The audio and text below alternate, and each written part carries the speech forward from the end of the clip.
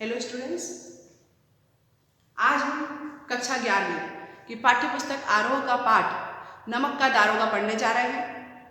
ये एक कहानी है जो मुंशी प्रेमचंद ने लिखी है। हम इस कहानी को शुरू करने के पहले इस कहानी के जो मुख्य पात्र हैं, जो इस कहानी में आने वाले हमारे सामने, उनके बारे में देखें। मुख्य पात्रों में मुंशी बंसीधर, ये इसके मुख्य पात्र हैं इस कहानी के। मुंशी बंसीधर के पिताजी, फिर दातागंज के पंडित आलोपीदीन, साथ में बदलू सिंह नाम का एक सिपाही है और डिप्टी मैजिस्ट्रेट। इन्हीं पात्रों के साथ ये कहानी आगे बढ़ती है।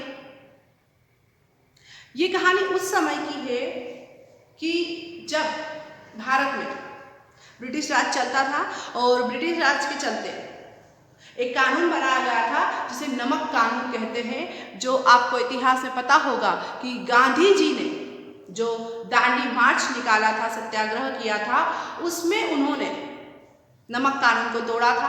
मतलब नमक कानून ब्रिटिश सरकार की तरफ से ये लगाया गया था कि कोई भी व्यक्ति को नमक बनाने के लिए टैक्स देना होगा। नमक के ऊपर टैक्स मतलब कि कर लगाया गया था। अब कहानी की ओर हम आते हैं कि इस कहानी के जो हमारे मुख्य पात्र हैं मुंशी बंसीधर, उस समय एक नया जब नमक कानून आया तो एक नया पद आया, नमक का दारोगा। नमक का दारोगा पद आया जो कि इतना प्रतिष्ठित हो चुका था लोगों में, लोग उसको इतना पसंद करने लगे थे कि वकील तक अपनी नौकरी छोड़कर उस पद को पाना चाहते थे। और किसी भी सरकारी नौकरी को पाने के लिए उस समय फारसी भाषा की कुछ एक दो प्रेम कथाएं अगर सुना दी जाए, जैसे शिरीन फरार लैला मजनू की, तो आसानी से आपको सरकारी नौकरी मिल जाती थी। इसी होड़ में अपनी पढ़ाई पूरी करते हुए मुंशी बंसीधर जो थे वो इन्हीं प्रकार की प्रेम कथाओं को सुनकर और याद कर नौकरी की खोज में निकल पड़े थे। और उनके पिताजी ने, जो पिताजी थे उनके, यहाँ मुख्य भूमिका निभाते हैं और उन्हें समझाते हैं कि बेटा, नौकरी कोई भी हो वो चलेगी, लेकिन नौकरी ऐसी ढूंढना कि जिसमें तनख्वाह भले ही कम मिले लेकिन ऊपर की कमाई चालू रहे। वो बताते हैं कि तनख्वाह तो पूर्णमासी के चांद की तरह होती है, मतलब पूर्णिमा के दिन का चांद जैसा पूरा होता है गोल, और अगले ही दिन से वो क्या करने लगता है, धीरे धीरे घटने लगता है और 14 दिन के बाद 15वें दिन तो खत्म हो जाता है। अब बचे 15 दिन हमें क्या करना है अब बचे 15 दिन खर्चा कैसे चलेगा। इसीलिए वो कहते हैं कि तनख्वाह भले ही कम हो लेकिन ऊपरी कमाई तो क्या है, बहता हुआ जल स्रोत, मतलब नदी की धारा, जिससे हमेशा पूरे महीने अपनी प्यास बुझती रहती है, मतलब अपनी जरूरतें पूरी होती रहती है। इसी शिक्षा के साथ जब वो आगे खोज पर निकलते हैं तो भाग्य ने उनका ऐसा साथ दिया कि जो नमक का दारोगा पद के लिए लोग इतने लालायित थे, वो उनकी झोली में आके गिरा और वो नमक के दारोगा बन गए। कार्य करते करते अच्छे से अपने कार्य को कर रहे थे, घर में सारे खुश थे, अड़ोसी पड़ोसी तो जलन के मारे परेशान थे। खुशी के साथ साथ एक जलन भी होती है ना, अगर किसी को कुछ ज्यादा अच्छा मिल जाए तो।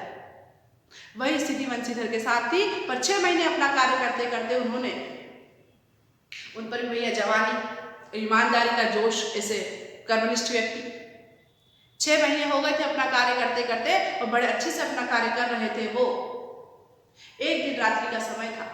रात्रि के समय जब नदी के घाट के किनारे दारोगा जी बैठे थे तो उनकी थोड़ी सी आंख लग गई थी, और उसी आंख में जब उन्हें एकदम से आवाज़ सुनाई दी कि अरे ये आवाज़ें कैसी आई है, तो वो आवाज़ों को सुनने के लिए उठते हैं और देखते क्या है कि यमुना मैया के ऊपर जो पुल बना है उस पुल पर लंबी सी बैलगाड़ियों की लाइन लगी है। तुरंत सिपाही से कहा कि पता लगाइए ये किसकी है और इसमें क्या जा रहा है। पता लगाने पर पता चलता है कि इन गाड़ियों में नमक जा रहा है, और पूछा गया कि किसका है, भाई किसका सामान है। तो कुछ समय तो सन्नाटा छा गया, किसी की तरफ से कोई उत्तर नहीं आया, लेकिन जब उत्तर आया तो मुंशी बंसीधर भी हैरान रह गए कि उत्तर में क्या नाम आया, दातागंज के प्रसिद्ध प्रतिष्ठित व्यक्ति पंडित आलोपीदीन की गाड़ियां थी। जाहिर सी बात है, अगर नमक जा रहा था तो उसमें उसकी चोरी हो रही थी, और इतने प्रतिष्ठित और धनवान व्यक्ति को चोरी की क्या जरूरत। फिर भी उनके मन ने उनको गवाही नहीं दी कि इसे जाने दिया जाए, ले उन्होंने गाड़ियों को रोक दिया कि गाड़ियां नहीं जा सकती आगे। ये बात जब पंडित आलोपीदीन तक पहुंची तो उन्होंने खबर पहुंचाई कि उन्हें कहिए हमारी गाड़ियां हैं। इतना सुनकर भी जब दारोगा नहीं माने तो स्वयं पंडित जी को उठकर आना पड़ा। लेकिन पंडित जी बड़े ही खुशी के साथ और बड़े ही जोश के साथ और आत्मविश्वास के साथ आए कि जैसे ही भैया दारोगा के सामने लक्ष्मी की बात आएगी, उनकी ईमानदारी और निष्ठा खत्म हो जाएगी। और जाकर पहुंचते हैं, प्रणाम करते हुए दारोगा से कहते हैं कि हम तो ब्राह्मण हैं, हम पर तो आपकी कृपा बनी रहे। ऐसा क्या गलती हो गई हमसे, आप हमारी गाड़ियां क्यों नहीं जाने दे रहे। तो पूछते हैं कि इसमें नमक है, गाड़ियां नहीं जा सकती आगे। वो कहते हैं, तब पंडित जी कहते हैं कि वो समझ गए थे कि शायद इन्हें कुछ देन लेन करना पड़ेगा। रिश्वत की बात जब सामने करते हैं तो उस पर जरा से झड़क देते हैं दारोगा साहब, उनको मुंशी बंसीधर झड़क देते हैं कि भैया रिश्वत तो हम नहीं लेंगे। उन्हें अपनी लक्ष्मी के ऊपर पूर्ण विश्वास था, पंडित आलोपीदीन को अपनी लक्ष्मी पर पूर्ण विश्वास था, और कहते हैं कि भैया आप तो इस घाट के देवता हैं, और हमसे ऐसी भूल कैसे हो सकती है कि देवता को प्रसाद चढ़ाए बिना हम आगे निकल जाए। बिल्कुल आपको प्रसाद मिलेगा, आप नगद 1000 रुपया भी रख लीजिए। इतना सुनते ही मुंशी बंसीधर को और क्रोध आ जाता है और वो उन्हें झड़क के भगा देते हैं। बोलते ऐसा कुछ भी रिश्वत मेरे सामने नहीं चलेगी, ये गाड़ियां यहाँ से नहीं जा सकती है, सरकारी आदेश है। पंडित जी ने सोचा कि भैया इतने से उनका गुजर बसर नहीं होता होगा, उन्हें थोड़ा और चाहिए, तो वो और प्रस्ताव को बढ़ाते हुए 1000 से 5000, 5000 से 10000, 10 से 15, 20 करते हुए 40000 तक पहुंच जाते हैं। और अंत में 40000 का प्रभाव न गिरने पर उनके सामने नतमस्तक होकर गिड़गिड़ाने लगते हैं कि अब मेरी लाश तुम्हारे हाथों में है। लेकिन ना तो लक्ष्मी का और ना ही गिड़गिड़ाने का, किसी बात का दारोगा पर असर नहीं होता है, और मुंशी बंसीधर उन्हें पकड़ लेते हैं और हुक्म देते हैं किसे, बदलू सिंह को। बदलू सिंह को कहते हैं, जो कि एक सिपाही है, कि इन्हें हिरासत में लिया जाए। लेकिन पंडित जी का दबदबा इतना था कि बदलू सिंह ऐसा कर ना सका, लेकिन उन्हें पकड़ लिया गया, हिरासत में ले लिया गया। और अगले दिन जब उन्हें मजिस्ट्रेट के सामने प्रस्तुत करना था, मतलब कोर्ट में लेके जाना था, तो उस समय पूरे शहर की निगाहें इसी पर थी कि अरे इतने प्रतिष्ठित व्यक्ति हैं, आखिर ऐसा क्या कर दिया उन्होंने, ऐसी चोरी कैसे कर दी उन्होंने। तो पूरा शहर का शहर उमड़ पड़ता है उन्हें देखने के लिए, और उन्हें डिप्टी मजिस्ट्रेट के सामने प्रस्तुत किया जाता है। यहाँ तक तो पूरा कार्य दारोगा का बहुत अच्छे से चला, उन्होंने बहुत निष्ठा से कार्य करा। लेकिन जब वहां जाकर देखते हैं तो कचहरी में सारे लोग उन्हीं के चापलूस हैं, उन्हीं की चाकरी करते हुए नजर आते हैं। और इसी चाकरी का परिणाम ये होता है कि दारोगा के पास, मुंशी बंसीधर के पास एकमात्र अपनी सत्यता का यही प्रमाण था कि उन्होंने आंखों से जो देखा है और वही बात वो कह सकते थे। किंतु इतना सत्य उन्हें दोषी ठहराने के लिए पर्याप्त नहीं था, और अंत में मजिस्ट्रेट अपना फैसला सुना देते हैं कि पंडित आलोपीदीन जैसे प्रतिष्ठित व्यक्ति को इतने से धन की आवश्यकता नहीं है, इसलिए वो ऐसा कार्य नहीं कर सकते हैं। दारोगा से जरूर ही कोई भूल हुई है, और अगली बार से वो इस बात का ध्यान रखें। आलोपीदीन प्रसन्नता के साथ वहां से छूट जाते हैं, और इस बात का मुंशी बंसीधर को काफी दुख होता है कि आज हमारे समाज में सत्य के साथ कोई खड़ा नहीं है।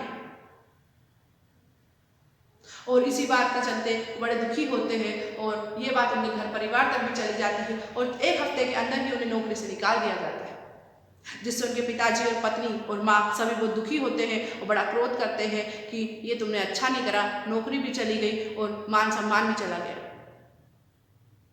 लेकिन 1 सप्ताह के पश्चात ही मुंशी बंसीधर के घर के आगे एक बड़ी सी गाड़ी आकर खड़ी होती है, बड़ी सी बग्घी आकर खड़ी होती है, और देखते हैं उनके पिताजी उस बग्घी में से कौन आए हैं, पंडित दातागंज के पंडित आलोपीदीन। वो बड़े नम्र व्यवहार से हाथ जोड़ते हुए उनके घर जाकर उनके पिताजी से गुहार करते हैं कि मुझे मुंशी जी से मिलना है। जब मुंशी जी आते हैं तो समझते हैं कि शायद मुझसे बदला लेने आए हैं, लेकिन यहाँ तो बात कुछ और है। वे उनके सामने नतमस्तक होकर बोलते हैं कि मैं आपके सामने प्रस्ताव लेकर आया हूँ, और पहले ही आपसे निश्चित कर लेना चाहता हूँ कि आप इस प्रस्ताव को ठुकराएंगे नहीं। और प्रस्ताव क्या था कि देखिए, उन्हें वो बोलते हैं कि आप मेरे यहाँ पर स्थायी मैनेजर का पद स्वीकार करें, और बदले में आपको क्या मिलेगा, 6000 रुपये वार्षिक वेतन, साथ ही रोजाना का खर्च, सवारी घोड़े, बंगला, नौकर चाकर, ये सब मुफ्त, जो कि एक सरकारी नौकरी में भी नहीं था। लेकिन आप ये पद स्वीकार करें, लेकिन मुंशी जी कहते हैं कि मैं इतनी बड़ी जिम्मेदारी लेने के लिए तैयार नहीं हूँ, मैं इसके योग्य नहीं हूँ। लेकिन बार बार पंडित आलोपीदीन के कहने पर वो यही बोलते हैं कि आप इस जिम्मेदारी लेने के योग्य हैं, मुझे ज्ञान की आवश्यकता नहीं है, बुद्धि की आवश्यकता नहीं है, मुझे वही जो यमुना के घाट पर मुझे मिला था व्यक्ति, वो व्यक्ति बहुत ही ईमानदार, कड़क, उद्दंड, ऐसा ही व्यक्ति मुझे चाहिए। अपने स्वभाव को कभी मत बदलना, इसी स्वभाव के साथ मैं तुम्हें ये पद देना चाहता हूँ। और काफी विनम्रता के साथ बोलने पर अंत में मुंशी जी इस पद को स्वीकार करके उस कागज पर दस्तखत कर देते हैं। इसी के साथ इस कहानी का सुखद अंत होता है कि मुंशी जी और पंडित आलोपीदीन एक दूसरे के गले मिलते हैं और यहाँ ये सिद्ध हो जाता है कि हमेशा लक्ष्मी की जीत नहीं होती है, ईमानदारी और सत्यनिष्ठा ही हमेशा जीतते हैं। तो व्यक्ति को अपने जीवन में हमेशा सत्यनिष्ठ और कर्मठ बने रहना चाहिए। ये कहानी हमें ये सिखाती है।